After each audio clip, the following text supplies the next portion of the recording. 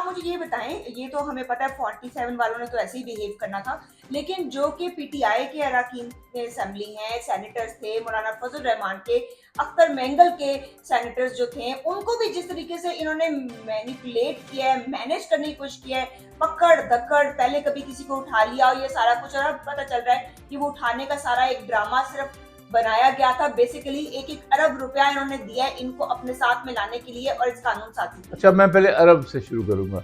देखिए, अरब रुपया दिया, कितने करोड़ दिए, सवाल है ये पैसा आया कहाँ से है?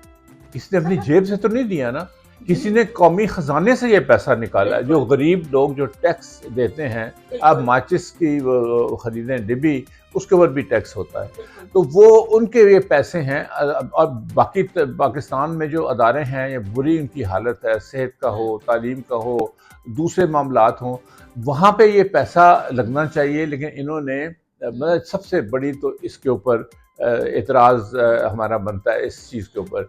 दूसरी बात है जो आपने देखी ना, इन्होंने एक्चुअली कैप्चर कर लिया, सारे सिस्टम को इन लोगों ने कैप्चर कर दिया। काम तो इनका है मुल्क की सरहदों की हिफाजत करना, लेकिन इन्होंने आके माशरे में हर अदारे को, हर जो शोबा है उसको इन्होंने अपने बूटों के तले दबा दिया हुआ है और उसको वो तबाह कर रहे हैं। अब इनका रुख जो है जुडिशरी की तरफ गया, इसलिए कि जुडिशरी ने रजिस्ट करना शुरू किया था किसी हद तक।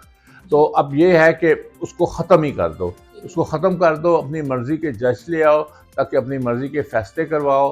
क्योंकि हर चीज़ जो है वो जुडिशरी के पास ही जाती है। अगर आपके पामाल हो रहे हैं इनसे हकूक़, आइन उसकी गारंटी देता है, तो जुडिशरी उसकी इंटरप्रिटेशन करती है।